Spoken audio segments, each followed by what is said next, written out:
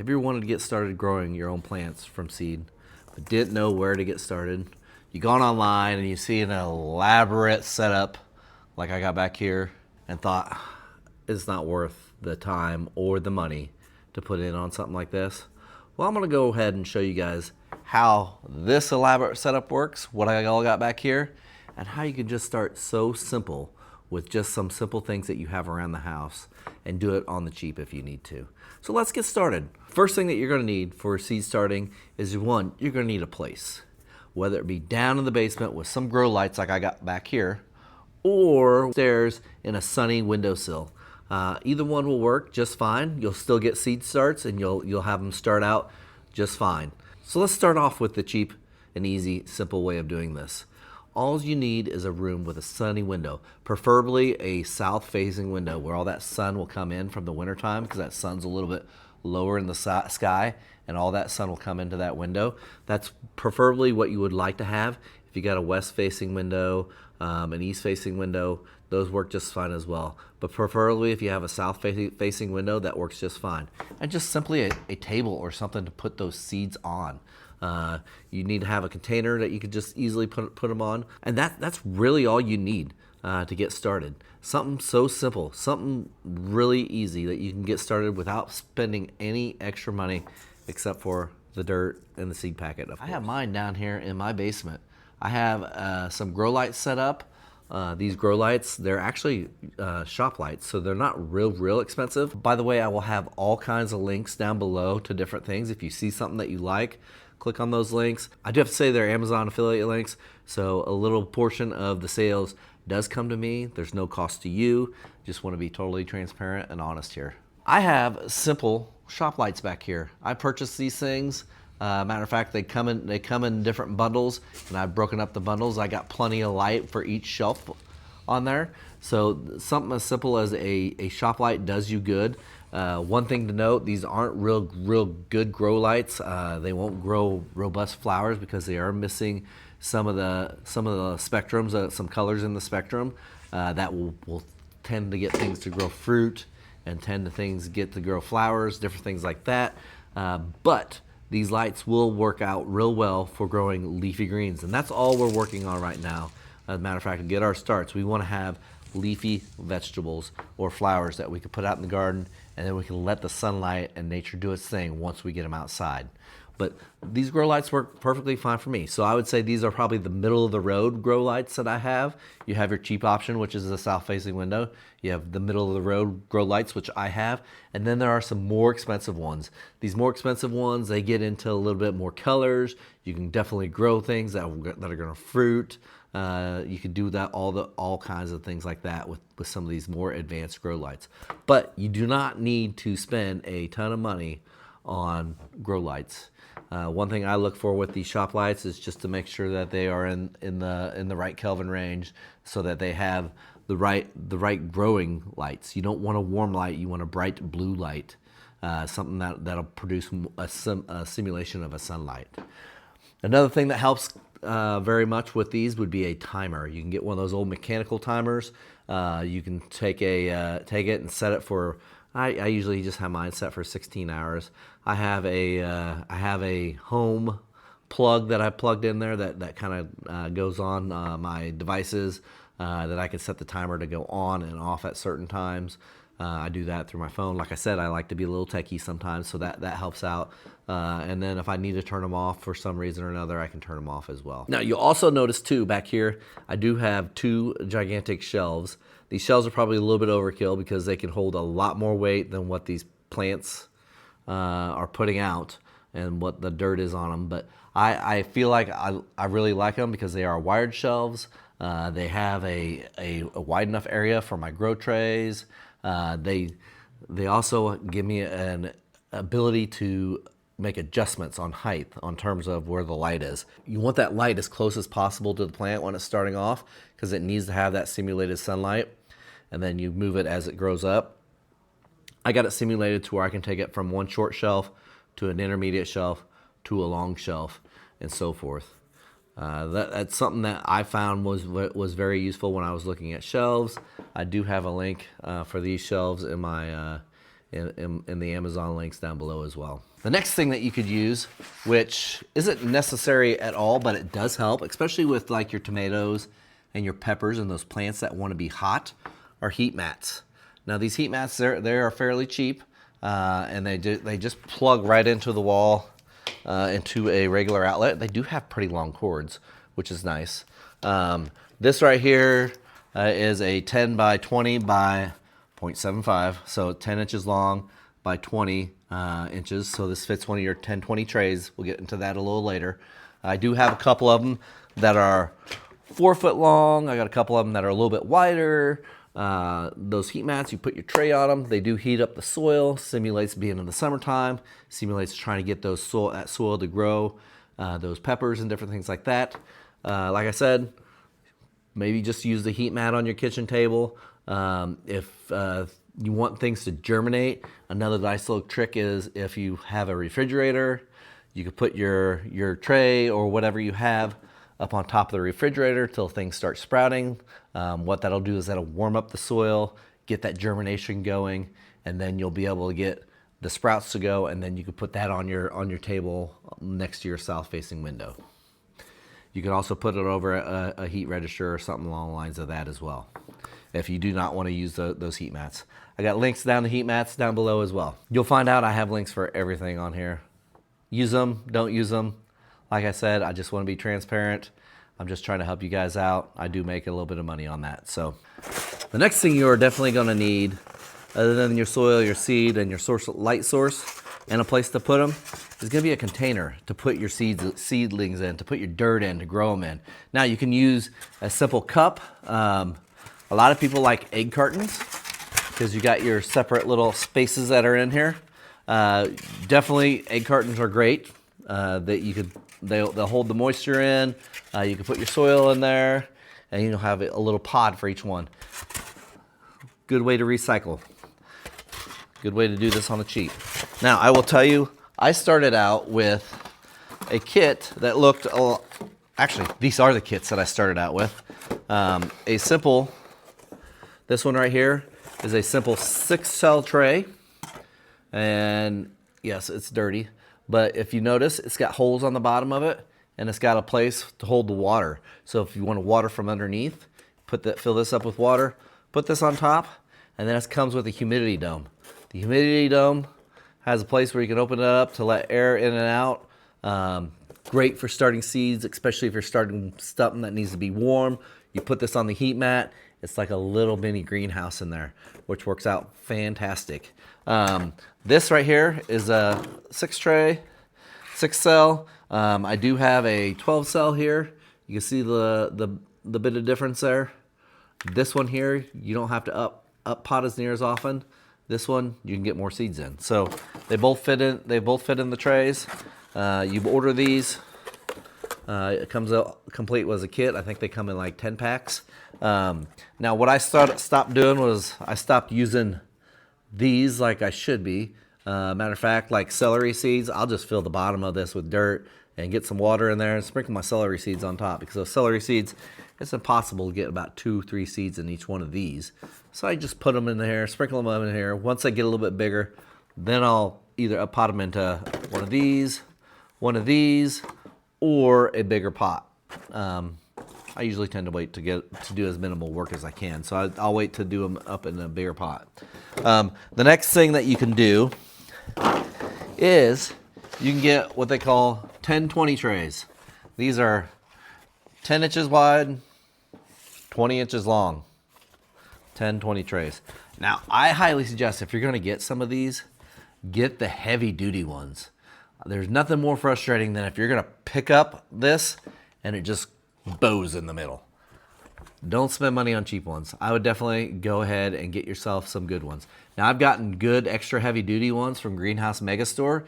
They are by far away the cheapest place where I found these. I did get these from Amazon. These are Bootstrap farmer trays. These work out fantastic. If you already had bought this kit, what I tend to do is I take these 6-cell trays and I'll line them up and line them all in here.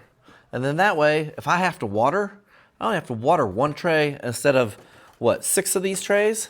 I just pick up one little end and I put my water underneath, and voila, we are ready to go. I should also show you before we move on, I got a humidity dome for these as well. These humidity domes are fantastic. Simulate this right here. Keep that humidity in there, keep that moisture in there, keep that heat in there as well. Works out fantastic on these 1020 trays.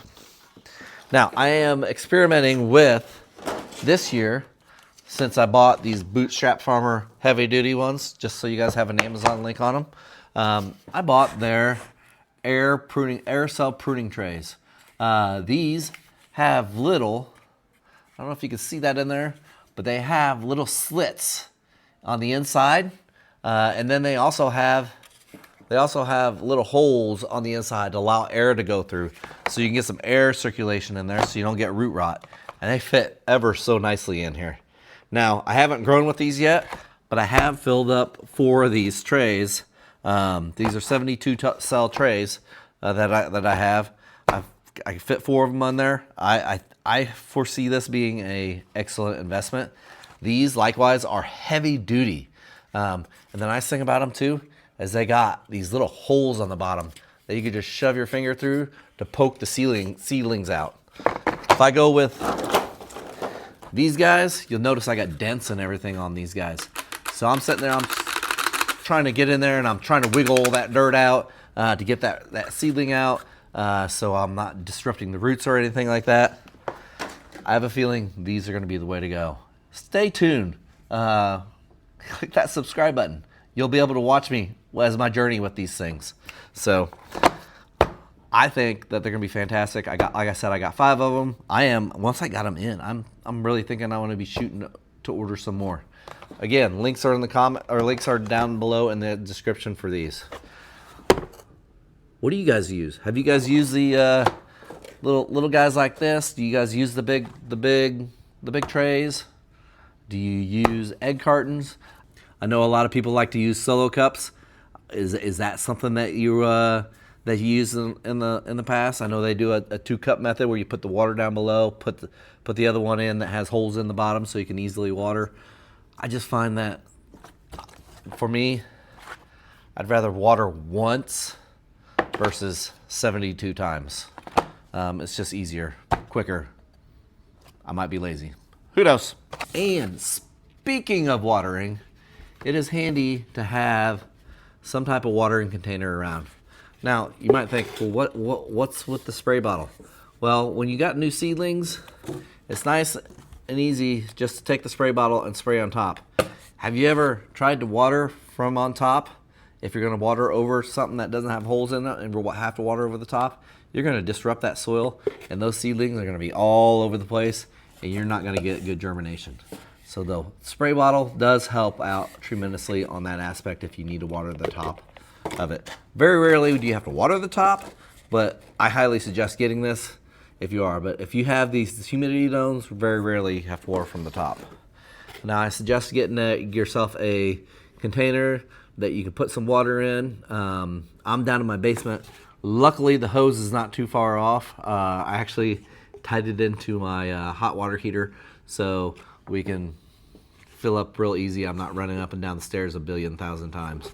Matter of fact, I do have a bigger container back here that I fill up this little guy with water. Something easy that I could just simply water in.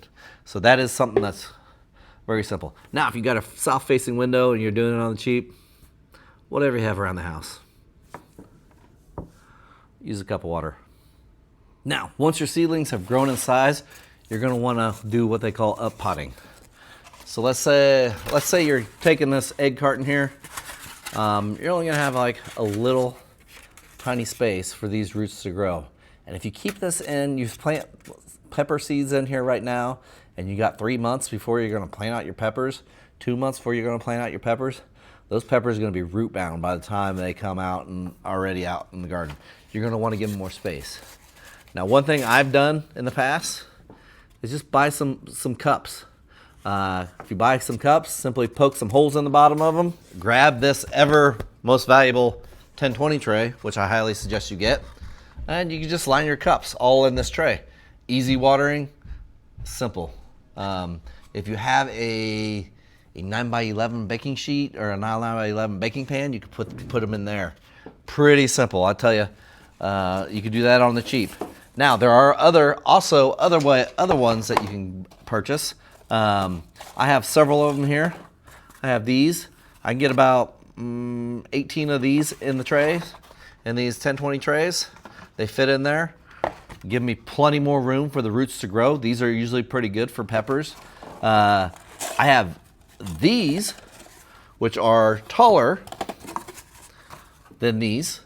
These are excellent for tomatoes because you can plant the tomato deep and work the stem in there, so that way it grows a bunch of roots. These also I can fit about 18 in a tray. I also have bigger pots like these. Give you a hint on size of pots. These are just overall for my big plants that I want to have out there. I can't get 18 in a tray on these guys, but I can get maybe about a dozen in one of these 10-20 trays. So I've gotten all these bigger up pots. Tend to get these from Greenhouse Megastore. I'll look on Amazon and see if there's any links I can get for you guys on there.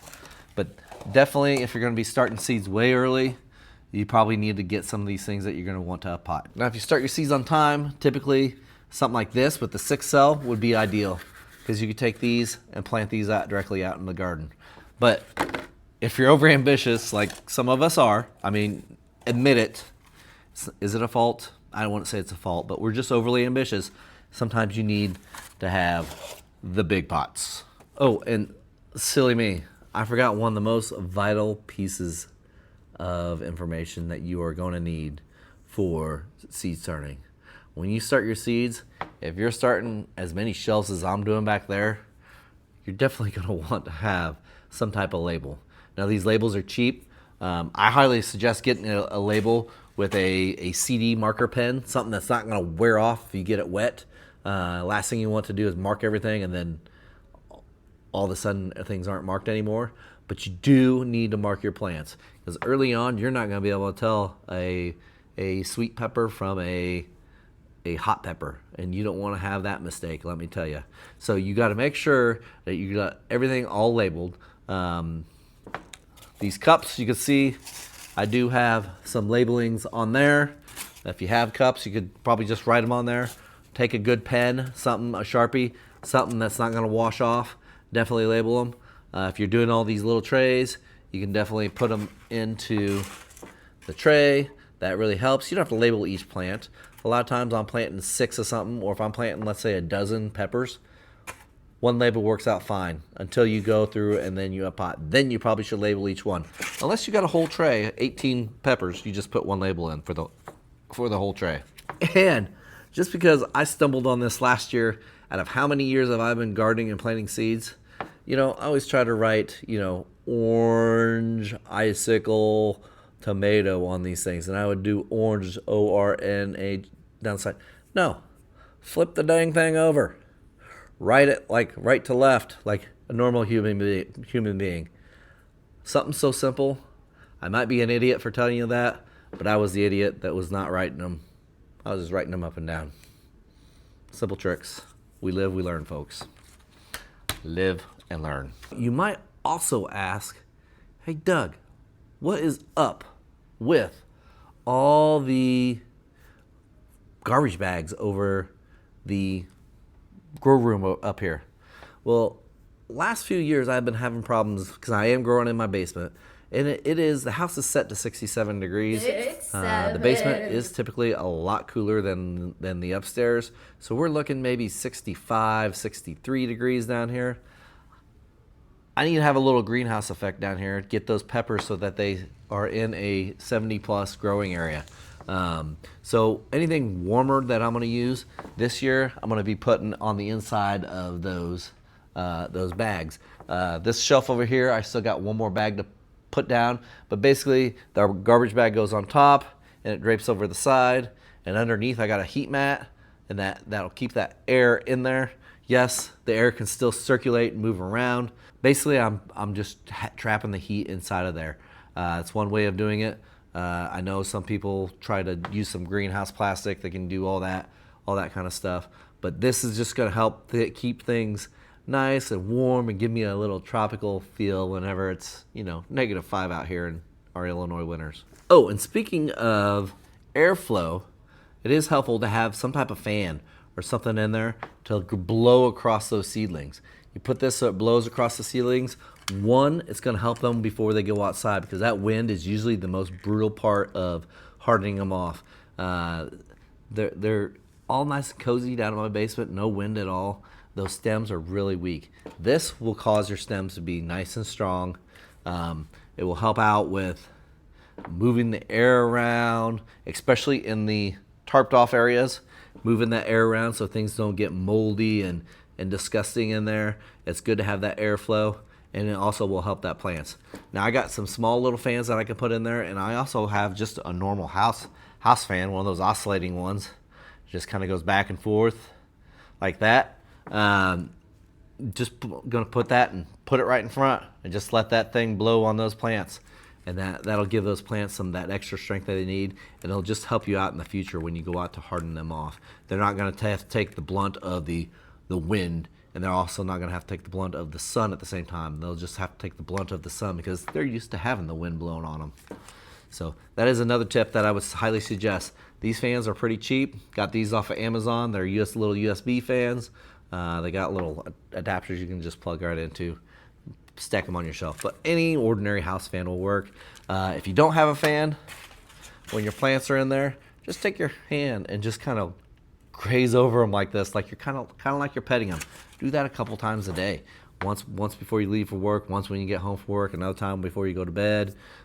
Give your plant a little bit of a pet. That'll get those stems nice and strong. That kind of simulates the wind a little bit. So you should have a comprehensive list of supplies that you need. Now all you need to do is just go out, make sure you got your seeds on hand, and make sure you're ready. If you don't know when to be ready, I got several videos on that. You should go check those out. You should also have some type of seed starter mix. Go to the big box store, get yourself a bag of seed starter mix.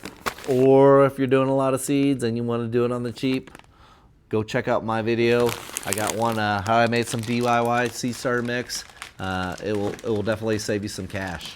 Try not to use soil from outside if at all possible. You're gonna bring creepy crawlies inside. Just another tip. So you guys should be ready to go.